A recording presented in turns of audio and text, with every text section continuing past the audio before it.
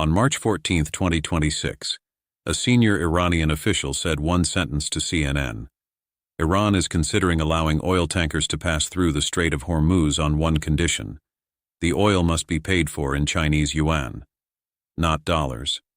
Read that again slowly, because the full weight of it takes a moment to land. The Strait of Hormuz, the waterway that carries 20% of the world's daily oil supply. The choke point that the entire American military campaign of the last 14 days has been unable to reopen. The passage that Trump told civilian tanker captains to show some guts and sail through. Iran is offering to crack it open. The price is not a ceasefire. The price is not a political concession. The price is a currency. Specifically, the abandonment of the currency that has underwritten American global power for the last 52 years.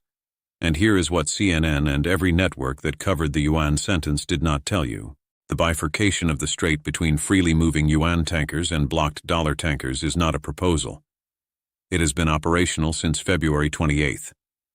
Since the first day of this war, Iran has shipped at least 11.7 million barrels of crude oil through the Strait of Hormuz. Every barrel went to China. Every transaction was in yuan. China's tankers moved freely. China's shipping was not attacked. China's oil kept flowing while every other nation's tankers sat anchored outside the strait waiting, burning insurance costs, watching their cargo set. The Yuan proposal on Friday was not Iran suggesting something new. It was Iran codifying something that has been running for 2 weeks and asking whether the world wants to make it permanent. The war was supposed to force the strait open. Instead, the strait is being offered back to the world on Iran's terms, in China's currency, at the price of 52 years of petrodollar architecture. And in the background quietly, a calculation that was made in Beijing years before this war began is proving correct. China did not fire a single missile in this war. China did not need to. The war is doing China's work for it. Stay with us, because by the end of this video you will understand exactly what yuan for oil does to the daily mechanics of the global financial system, why Trump's reversal of the Russian oil import ban this week is the most revealing single act of the entire conflict, how Iran adapted to an American strike on its main oil hub within 48 hours, while its financial negotiating position remained intact throughout, and why the Gulf countries that host America's most important military bases are simultaneously furious at Washington and quietly calculating what the post-war security arrangement looks like without an American flag at Al Udeid. The Yuan announcement is not a threat. It is a bill. And Washington does not have an answer for it that does not cost something it cannot afford to lose. Subscribe right now and hit the bell, because this story is moving faster than any broadcast is tracking its full implications. What we are about to show you is confirmed by CNN, Al Jazeera, PBS, Marine Insight, Business Standard, oilprice.com, the Atlantic Council, Responsible Statecraft, and Wikipedia's confirmed economic impact data. Every number is sourced. Every quote is on the record. And the picture they assemble has not appeared anywhere else in a single script. Let's start with what is already happening, because this is the detail that transforms the Yuan proposal from a negotiating position into an established fact. Since February 28, 2026, China's tankers have been moving through the Strait of Hormuz freely. 11.7 million barrels of Iranian crude oil have flowed to Chinese ports in yuan transactions, while American-linked commercial shipping sits anchored outside the strait at zero transit. The IRGC naval commander stated it explicitly. Any ship aiming to pass through the Strait of Hormuz must obtain Iran's approval or face attack. China obtained that approval, not through diplomacy conducted last week, through a decade of infrastructure construction, yuan oil contracts, satellite navigation provision, and intelligence sharing that made China the one country Iran trusts enough to keep its tankers safe. And simultaneously, while blocking dollar shipping, Iran kept its own oil moving. America bombed Karg Island this week, Iran's main oil export hub, the facility that handles 90% of its crude exports. Trump announced the strike as a demonstration of control. Iran's response: resume loading tankers at the Jazz terminal on the Gulf of Oman, south of the strait, bypassing the choke point entirely for its own exports, while keeping the choke point closed for everyone else. The military target was struck. The economic infrastructure adapted within 48 hours. And the negotiating position, the strait opens when the currency changes, remained intact throughout. Read that sequence again. America bombed the target. Iran rerouted within 48 hours. And the Yuan proposal stood unchanged. That is not a military that is losing a financial war. That is a military whose financial strategy is designed to survive military strikes. Drop a comment right now. Iran's oil kept flowing to China in Yuan for 2 weeks while American tankers sat blocked. Iran adapted to the Karg Island strike in 48 hours, and then it offered to reopen the strait for Yuan transactions. Tell us what you think that sequence says about which side has the more coherent long-term strategy in this conflict. Now here is what the petrodollar actually does in practice. Not in theory. In the daily mechanics of how your electricity bill connects to a U.S. Treasury bond. When a country in Europe needs to buy oil from Saudi Arabia, it does not pay in euros. It converts its euros to dollars first, then pays in dollars. When a country in Asia needs to buy oil from Iraq, it converts its currency to dollars first. When a country in Africa needs to buy oil from anywhere, dollars first. This is not a preference. For the last 52 years, it has been the operational reality of global energy trade, enforced not by any written law, but by the simple fact that the Strait of Hormuz was open to dollar transactions and closed to everything else. That structural permanent demand for dollars is what allows America to do things no other country can do. Run a trade deficit indefinitely without its currency collapsing because the world needs dollars regardless of what America imports. Impose sanctions that actually hurt because cutting a country off from the dollar system cuts it off from the ability to participate in global energy trade. Borrow at lower interest rates than any other government because dollar-denominated assets are always in demand. The petrodollar is not one policy among many. It is the foundation on which every other element of American global power rests. The reason America's military budget can be larger than the next 10 countries combined. The reason American sanctions hurt. The reason the world needs Washington's permission to participate in the global economy. That system was born in 1974. And on day 14 of this war, Iran announced it is considering ending it at the Strait of Hormuz with a sentence about currency. Now watch what happens when the Strait of Hormuz, the choke point for 20% of global daily oil, begins accepting yuan. The countries that need Gulf oil start accumulating yuan reserves instead of dollar reserves. The demand for dollars as an operational necessity decreases. As that demand decreases, the value of the dollar, supported for decades partly by this structural global demand, faces downward pressure. As the dollar weakens, the cost of America's dollar-denominated debt increases in real terms. As that cost increases, the financial architecture that allows America to maintain 800 military bases in 80 countries and fund the war it is currently running becomes more expensive at exactly the moment it is already being strained by a conflict nobody planned properly. If this is connecting the financial architecture of this war in a way that no broadcast has assembled in 14 days of wall-to-wall coverage, share this video right now.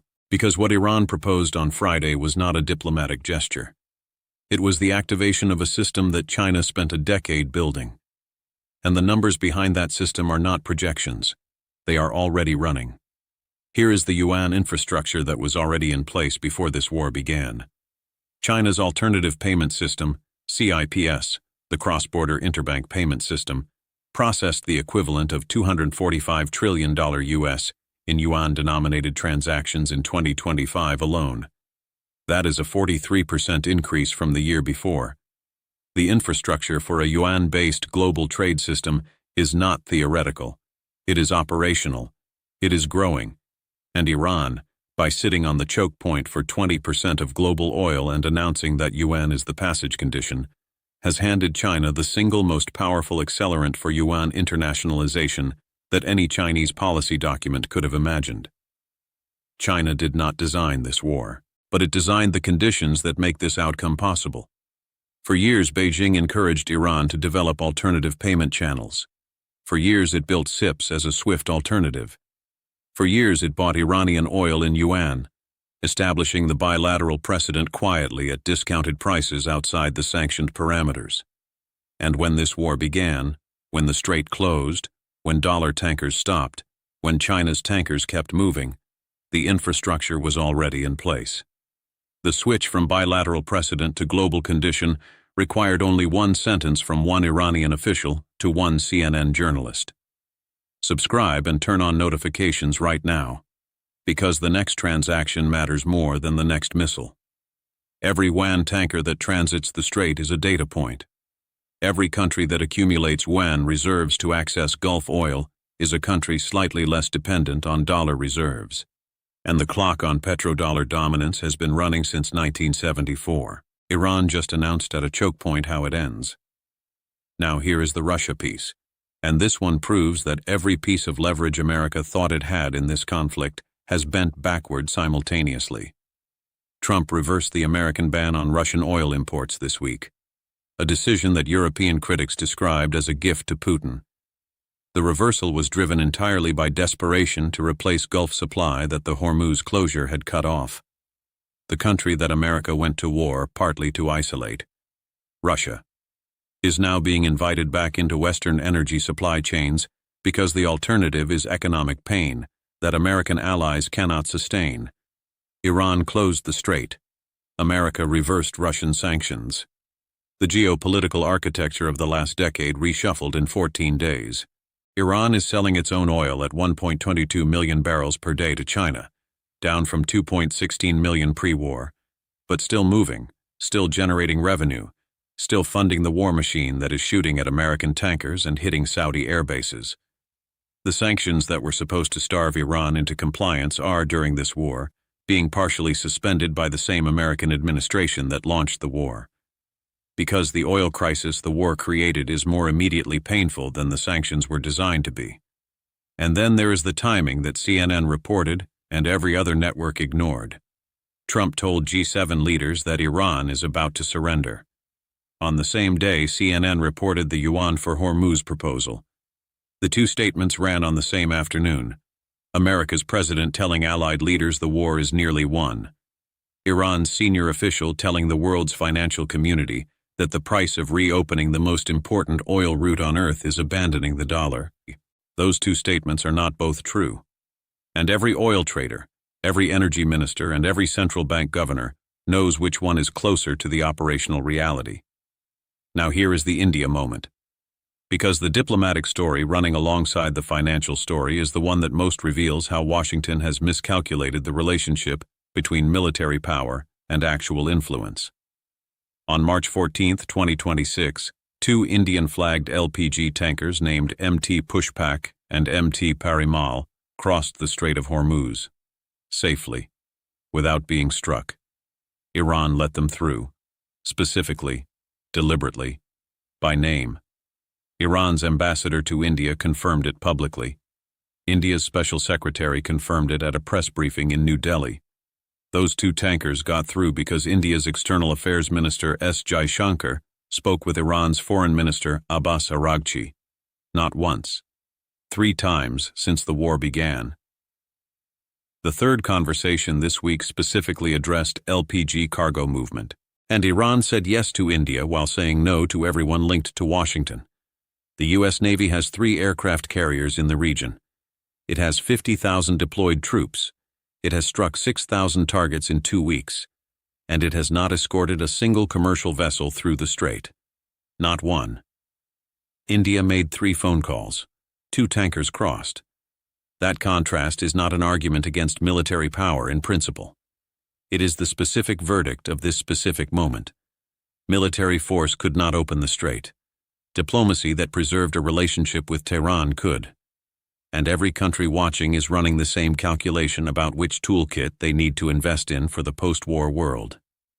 Now here is the Gulf story, and this is the one that will determine America's long-term strategic position in the region, regardless of how the military campaign ends. PBS confirmed it with multiple Gulf officials speaking on condition of anonymity. One official said Gulf countries were frustrated and even angry that the U.S. military has not defended them enough. He said there is belief in the region that the operation has focused on defending Israel and American troops, while leaving Gulf countries to protect themselves. Hussein Ibish, senior resident scholar at the Arab Gulf States Institute in Washington, described the mood in the Gulf in 3 layers. First, rage against Iran. Second, dismay with Washington. Third, profound suspicion about Israel's regional agenda. He said there is a real sense that Israel is on a rampage and completely out of control, and has transformed itself from a net contributor to regional stability to being one of the main sources of instability and security. 3 layers: rage, dismay, suspicion. And then there is the deleted post. Dubai billionaire Khalaf al-Habtoor wrote on X this week in direct response to U.S. Senator Lindsey Graham's demand that Gulf states join the war. He wrote, "We know full well why we are under attack, and we also know who dragged the entire region into this dangerous escalation without consulting those he calls his allies in the region." Then he deleted it. But the sentiment was already out, and everyone in the Gulf saw it before it disappeared. Wikipedia confirmed what that post was responding to. In late January 2026, Gulf states reportedly blocked military base and airspace access to the U.S. over fears of Iranian retaliation. The countries that host America's most critical military infrastructure tried to stop this war before it started. Washington proceeded anyway. Iran's response proved why they asked. At least 380 missiles and over 1,480 drones targeting 5 Arab Gulf countries. Qatar's LNG facilities struck. Bahrain's desalination plant struck. Dubai's financial center struck. Kuwait International Airport struck. Abu Dhabi struck. The American military bases that Gulf governments tried to prevent being used are now the reason their cities are being bombed. Bader Moussa al-Saif of Chatham House put it plainly. The U.S. appeared to have underestimated the risk to its Gulf Arab allies, believing American troops in Israel would be the primary targets of Iranian retaliation. And Prince Turki al-Faisal, former Saudi intelligence chief, told CNN directly, "This is Netanyahu's war." He somehow convinced the president to support his views. Al Jazeera asked the question this week that no official has answered on camera. For decades, U.S. military bases in the Gulf deterred Iran and protected Washington's allies. But the war has now raised a pressing question. Have these bases become part of the security problem they aim to solve? That question is now being discussed in every Gulf capital. Not in press conferences, in the rooms that matter. And China brokered the 2023 Saudi-Iran diplomatic normalization. China is moving protected tankers through the strait. China is offering the Yuan as the alternative settlement currency, and China has not bombed a single city in the Gulf.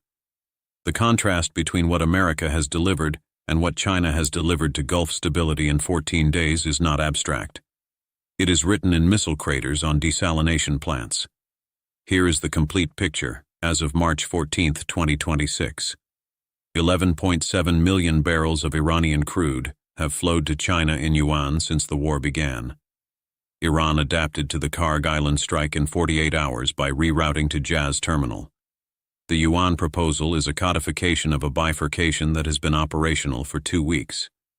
China's CIPS processed 245 trillion in Yuan transactions in 2025, up 43%. Trump reversed the Russian oil ban to replace Gulf supply America's war cut off.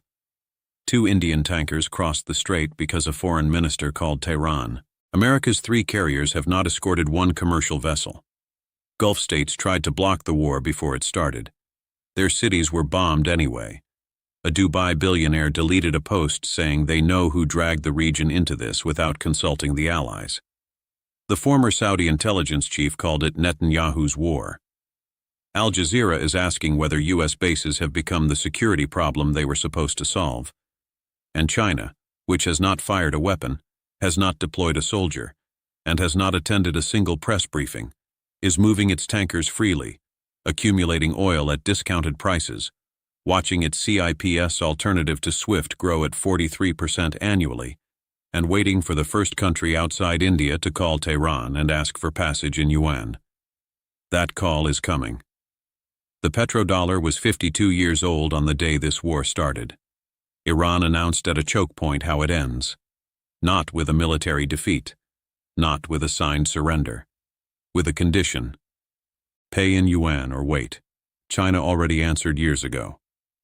The rest of the world is calculating its answer right now. If you made it to the end of this video, you now understand the war underneath the war underneath the war. The bombs are falling. The targets are being struck. The press conferences are happening. And in the background, quietly and irreversibly, the currency is changing. Subscribe. Share this with someone who thinks this is a military story. And drop a comment below. Because MT Pushpak and MT Paramol crossed the Strait of Hormuz this morning. Not because the U.S. Navy escorted them. Because India called Tehran. That is not a footnote to this war. It is the first sentence of what comes after it.